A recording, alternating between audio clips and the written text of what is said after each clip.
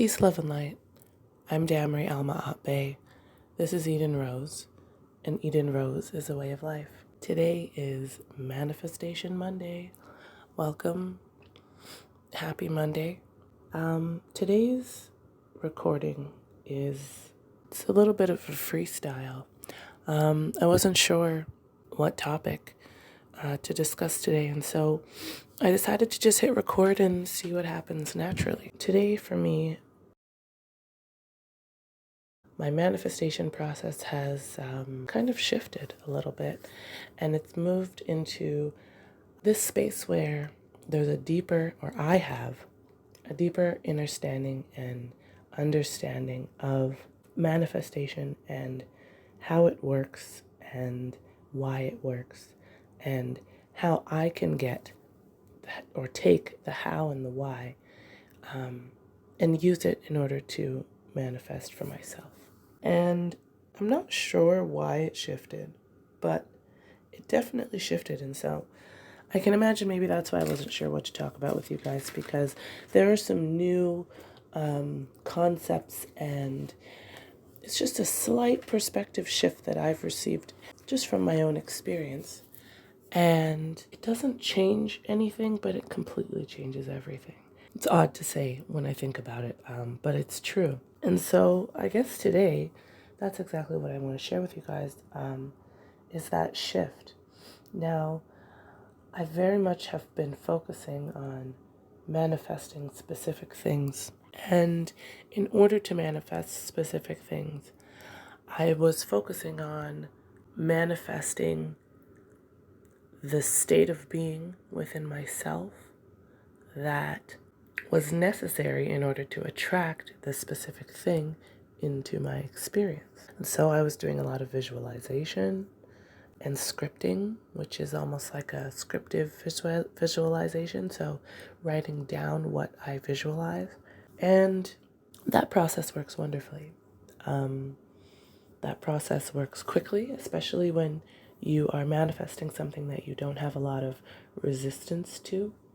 The idea and resistance, we've talked about resistance before, but resistance is just the internal belief that you have about your manifestation or any subject. And if that belief is not in alignment with that manifestation or that specific thing being true, then it serves as resistance to that thing coming into manifest. So, for instance, if I really want, a shiny red car, and that's what I'm trying to manifest, but internally, I know that I don't have a job, for instance, that I can receive a large amount of money from or fiat from. And I know that, it's going to take me a really long time to save up for this car if I only have money or fiat coming in from this one source. And I also believe or know that I don't really have any time to get another job. And I also know that, the shiny red car that I want is a little bit out of my budget anyway. Even if I wanted to get it, it's a little bit more than what I would want to pay for it or what I think I could pay for it. And if you can't tell, I'm giving you reasons why the shiny red car is difficult or would be difficult for me to manifest. All the reasons why I shouldn't, can't, wouldn't, right? Those thoughts, those beliefs, and that is what I call resistance. When your beliefs don't match or serve the outcome that you are trying to receive, then those beliefs, those thoughts serve as resistance against that thing manifesting. Why? Well, because the vibration, we all know everything is vibration, everything has a frequency. The vibration of the reality you want to manifest is one thing. The vibration of your thoughts and your beliefs are another thing. And if the vibration of what you're wanting and the vibration of what you believe are not the same, equal, then that means that you are holding internally, you are holding two completely different vibrations. You have a vibration of your desire and you have a vibration of your reality. And when those two vibrations don't match, you are then offering the divine, the universe, more than one vibration about the same subject. So the subject is the shiny red car, for example, but the desire is that the red car is yours. The belief, however, is that the red car is kind of impossible for you because there are so many factors that are going to be, useful in making sure you can't afford that car. And so it's really important to manifest states of being, thoughts, beliefs that are in alignment with what you're wanting. So rather than focus every day, which I do, there's a process that I have called the Master Manifester. And in this process, you move through a number of writing exercises and art exercises, and also thought and meditation exercises. And all of these exercises allow for you to discover with more clarity the things that you're wanting to manifest. And once you discover these things with more clarity, you organize them in a way that is in alignment with the map that we already have of our mind and mental space, and therefore then how we actually move through and manifest. The subjects and their importance to us and where they fall and the energies that assist those subjects in, coming forth. The way that we do that is by using the zodiac wheel. The way that we do that is by recognizing the different energies that the zodiac has and then aligning our desires with the energies of the zodiac.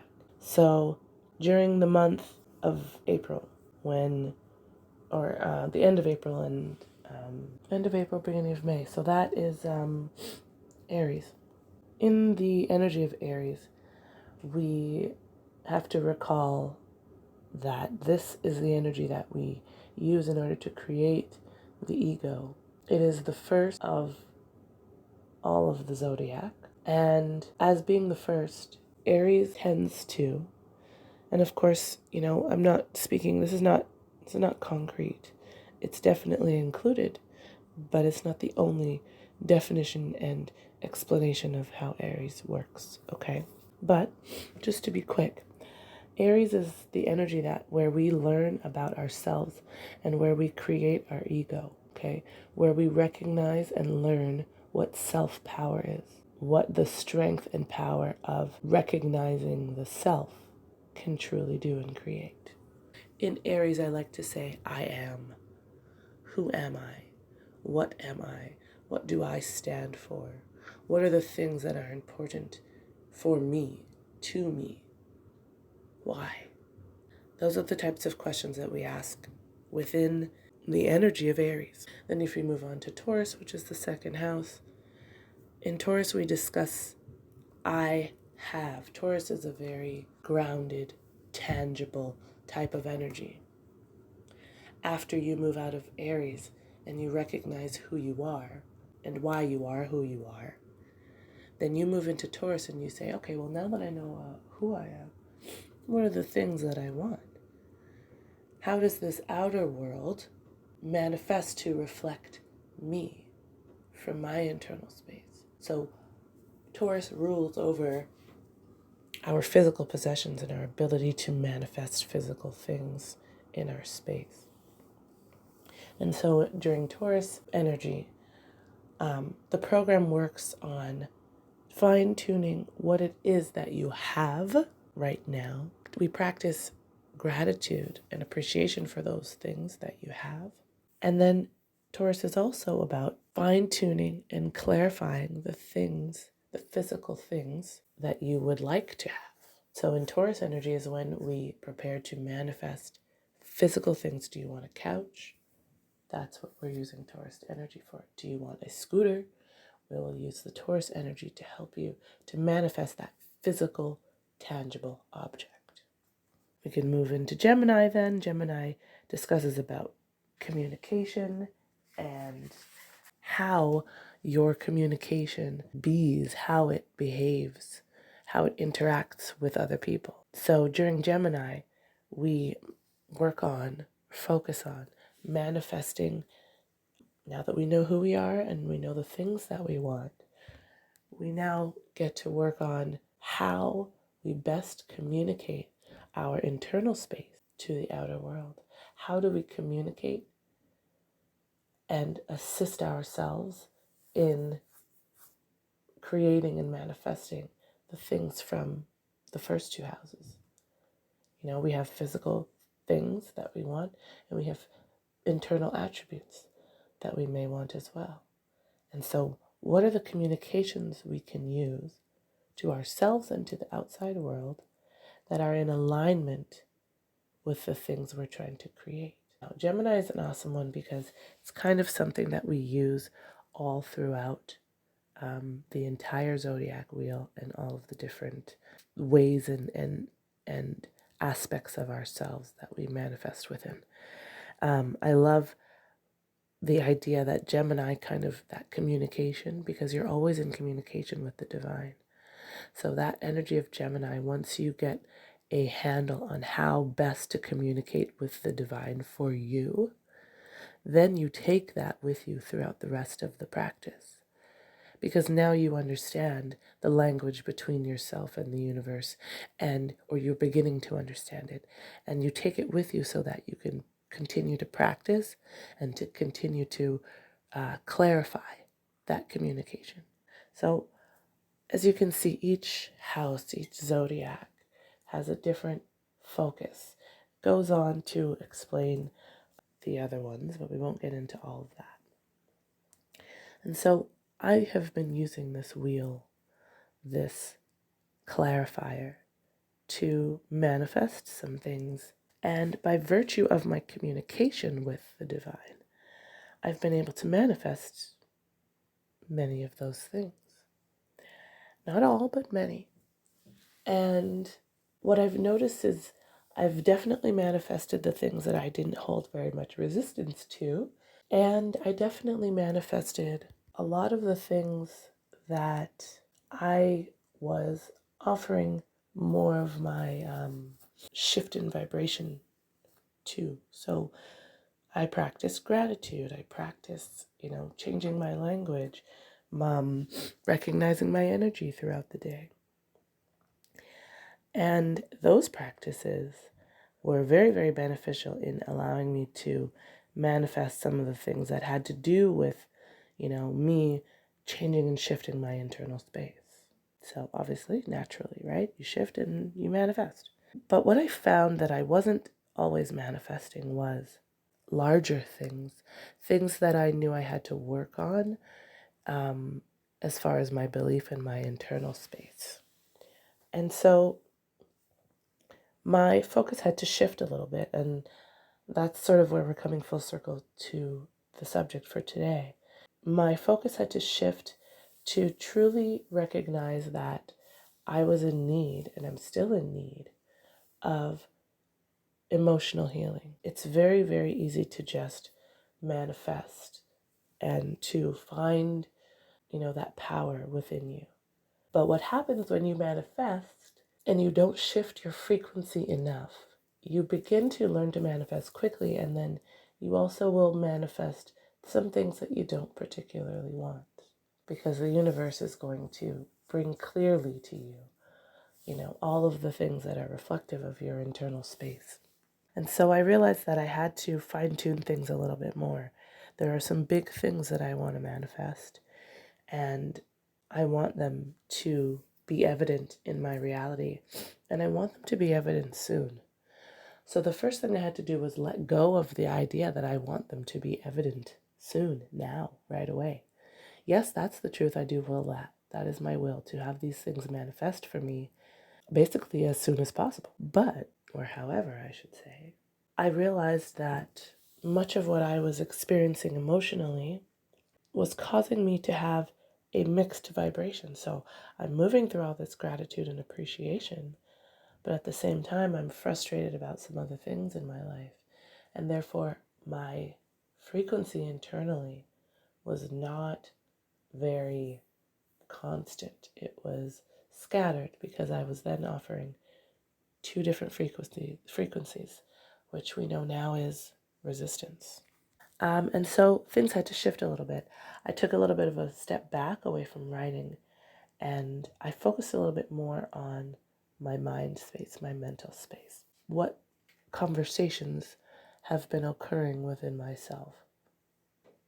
I also realized that a lot of my writing, as much as it is exceptionally useful, it was time for me to be the process of writing. It was time for me to be the thoughts that I was writing about every day in my journal.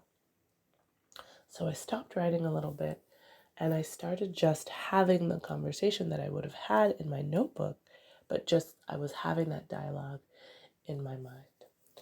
And what this process is doing is it's helping me to realize how off track and not focused my mind is. There's so many things that happen in life. We use cell phones, we have social media, we watch videos and movies, and all of those things allow for our brains to be able to process very small pieces of information, but many different pieces of information. So it teaches our attention to become shorter and shorter. And I realized I was falling victim to. And it's funny because in my writing, I'm able to stay focused, but just not necessarily in my mental space all of a sudden.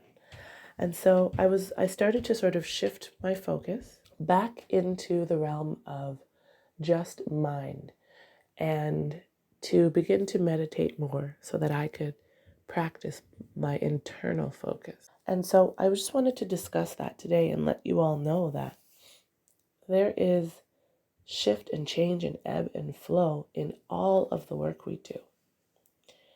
And especially in the spiritual work, although there are systems and, just like my system of manifestation, there are systems and there are tools that you can use, learn and use, in order to manifest, in order to create, in order to get what it is that your will is full with.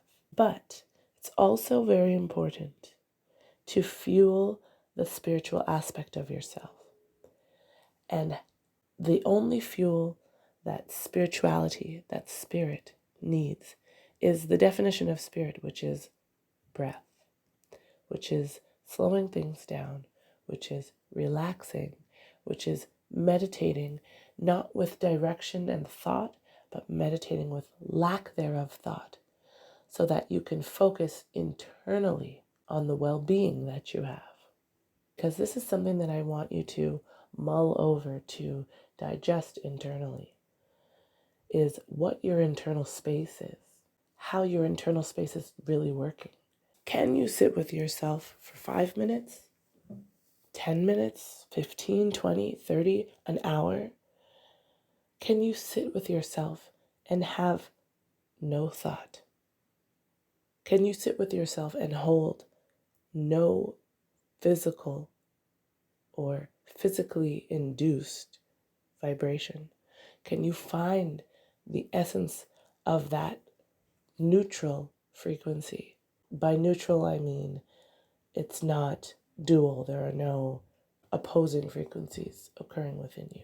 Can you find that space where both of those frequencies, the things that you desire and the things that you experience, are balanced?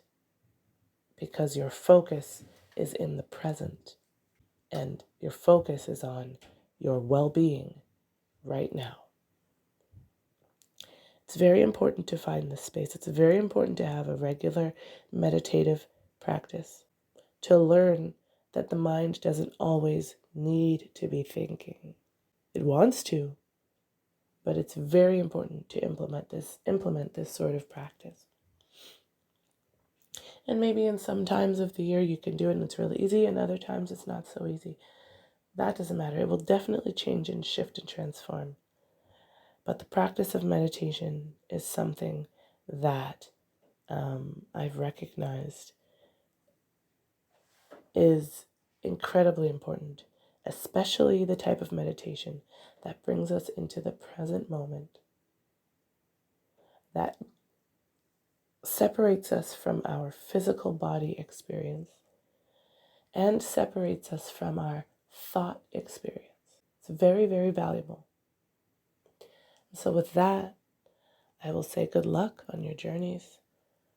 I will that your meditations bring you peace and allow for you to discover more about yourself.